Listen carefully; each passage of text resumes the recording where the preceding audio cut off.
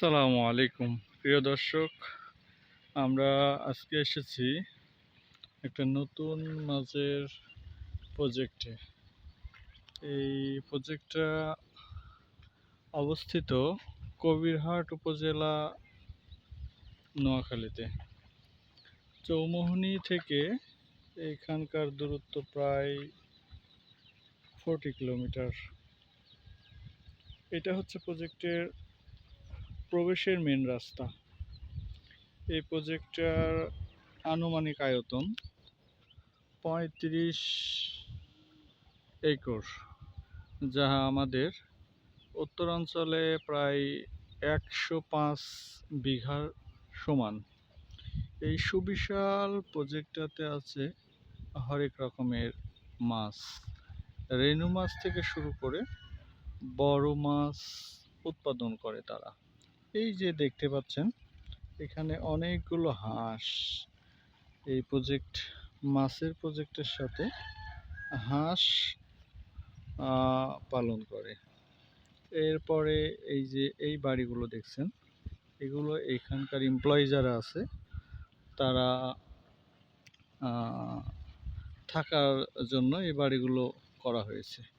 এই পাশে যে প্রজেক্টটা দেখছেন এটা হচ্ছে এই কলার গাছের পিছন দিয়ে যেটা দেখা যাচ্ছে, এটা হচ্ছে গরুর খামার। আর তার সাথে আছে দেশি বিদেশি কবুতর।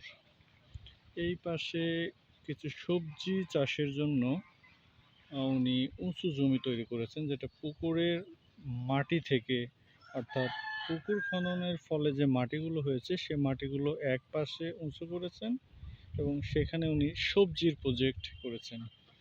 এই যে সামনে যে ফলের গাছটা দেখতে পাচ্ছেন এটা মূলত দেশি মালটা, এটা দেশি মালটা। আর এই এই পাশে আছে কিছু পেয়ারার গাছ। এই যে এইগুলো নতুন মালটার গাছ উনি লাগিয়েছেন। এই পাশে যে পুকুরটা দেখতে পাচ্ছেন এখানে উনি রেনু মাছ বাহির থেকে নিয়ে আসে, এখানে পালন করে এটা একটু কবজি সাইজের করে তারপরে হয়তো কিছুটা বিক্রি করেন এবং সাথে উনি হয়তো বা অন্য কোনো ওই সামনে যে পুকুরটা আছে ওই পুকুরটাতেও এখান থেকে দিয়ে ওইখানে বড় করেও সেল করেন। ওনার আনুমানিক এখানে প্রায় 9 থেকে 10টা পুকুর আছে। এই পুকুরটার আনুমানিক গভীরতা প্রায় ওনারা বললো 30 ফিট। 30 ফিট গভীরতা পুকুরটা, অনেক বিশাল।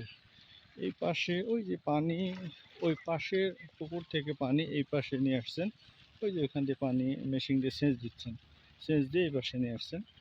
এইটার কারণ হলো ওই পাশের এই প্রজেক্টটাতে উনি ওই মাছ সবগুলো নিয়ে নেবেন এবং মাটির গভীরতা তৈরি করবেন।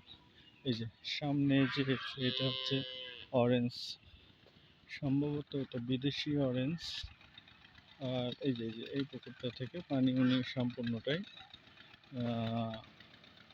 এই পাশে নিয়ে এই পুকুরটা শুকিয়ে ফেলবেন, সম্ভবত এই পুকুরটা আরও গভীরতা তৈরি করবেন।